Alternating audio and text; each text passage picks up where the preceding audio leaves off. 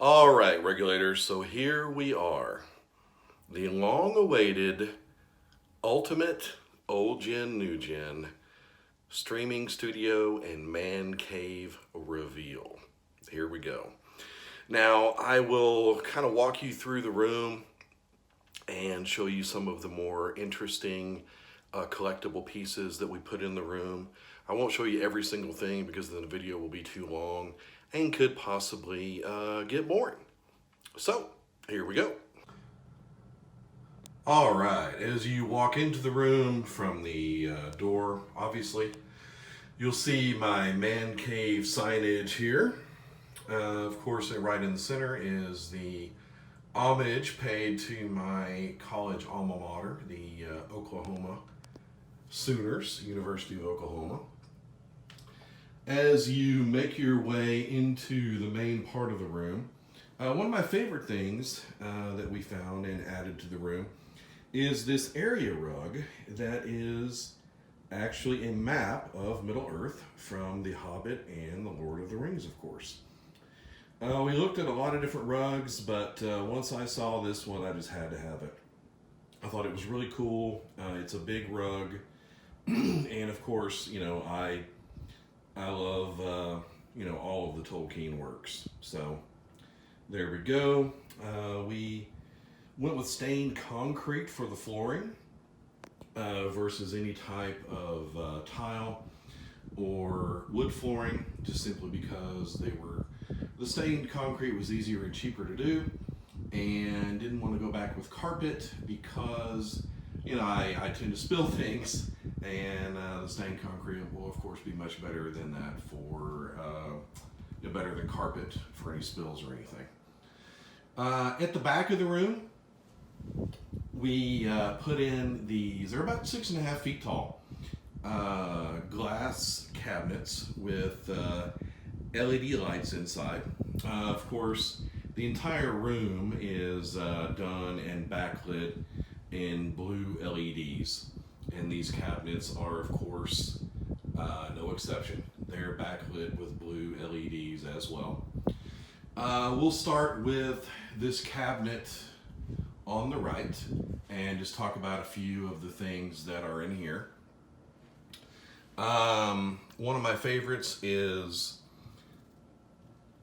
this Lego piece, which is of course the Emperor's Throne Room from Return of the Jedi, the Death Star 2 throne room. This is the original set put out by Lego. They have reissued this many times, but this one is the original set that they issued after the movie was released. We also have some of the Star Wars Black Series centerpieces in this cabinet. Kylo Ren there, of course. We have Rey here with blue lightsaber. And my absolute favorite one of these, because The Empire Strikes Back and of course the Battle of Hoth, my favorite film and sequence in all of the Star Wars films. This is Luke battling two snowtroopers, jumping over the foot of a downed AT-AT. Really, really love that piece there. Moving down in the cabinet, this is a 1982 Snowspeeder from Kenner Toys, of course. I've been able to keep that in pretty good shape. It has just a tad bit of yellowing, but not a whole bunch, not a deal killer by any means. Of course, we have some other items in here. Millennium Falcon alarm clock, some Clone Wars figurines, and of course some other just miscellaneous Star Wars goodies, and we actually have a Star Wars Funko in here as well, along with the vintage C-3PO and Star Wars lunchboxes in the bottom there, and a broken face R2-D2. So moving over, of course, what kind of dominates the room are these two 4-foot battle buddies. We have a First Order Stormtrooper, and of course, Lord Vader himself. I'm pretty proud of these because you can't get these in the 4-foot version anymore.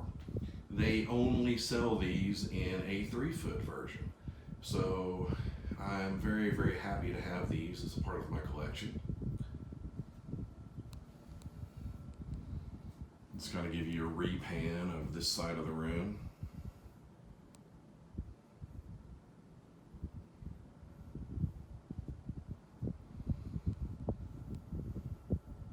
Okay.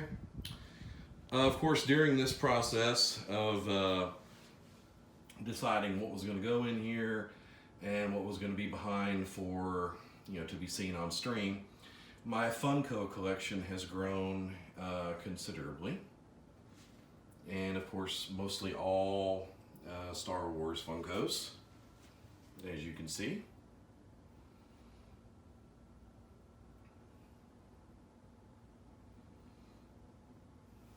Okay. Moving over to this cabinet. On the top, we of course have little Grogu standing above all, taking everything in, along with R2, and Lord Vader up there to kind of keep him company. So, in the cabinet itself, we have some Mario Brothers amiibos. Some of you, I'm sure, of course, know what those are. Most of you do, not all of you. One of the coolest, kind of funniest things that we have is the Atari 2600 E.T. the Extraterrestrial game. Most of you know this is the worst video game ever released. So many were made that were not sold that they ended up putting them in a landfill in New Mexico, still in the box. So I was able to get one of these and actually able to snag the instruction manual for the game as well. Wish I could have found one in a box, but at this point they kind of cost a fortune. So moving on down, we get to the actual consoles themselves. This is, of course, an Atari 2600, which is the first thing I ever played games on. First gaming console I ever owned with controller. Or a joystick, we called it back then. And of course, on this side, who can forget the NES, the first Nintendo Entertainment System with controller as well.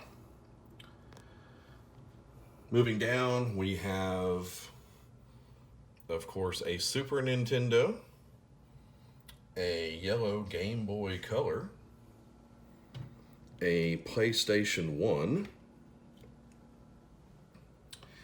We have here an Xbox 360, a Nintendo Wii, a Sony PSP, and of course a Wii U. On the shelf below that, we have got a Day One Xbox One. And of course on this side, the Xbox One X. The only consoles that we have not added to this yet are the PlayStation 3 and PlayStation 2 and my original Xbox. I don't know, God only knows what happened to that.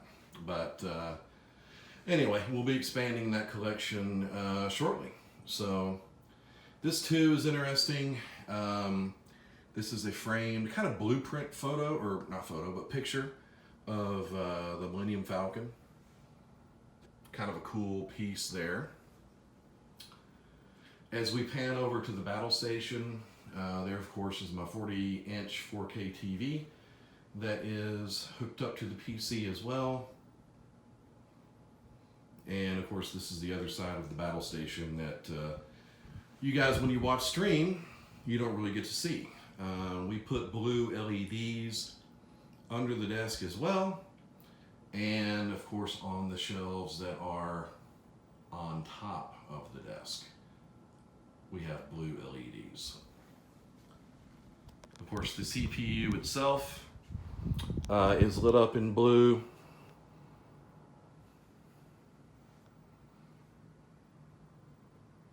Monitors there, obviously. Have everything lit up in blue, kind of the whole theme, of course. Up here, we have some items some cool PUBG items that I received when I was a Mixer partner. The license plate, and of course the care package boxes. Of course, I have the Infinity Gauntlet. I meant to turn that on. Those Infinity Stones light up. In case I want to take over the universe, I'm prepared. And on the top shelf, we have some of my baseball collectibles. Up there is an autographed Ryne Sandberg ball, an autographed Andre Dawson ball, and a ball that's autographed by every member of the 2011 Texas Rangers that, of course, went to the World Series. So, there we have it. That is the new man cave. I hope you guys have enjoyed the video, and I look forward to seeing you on stream.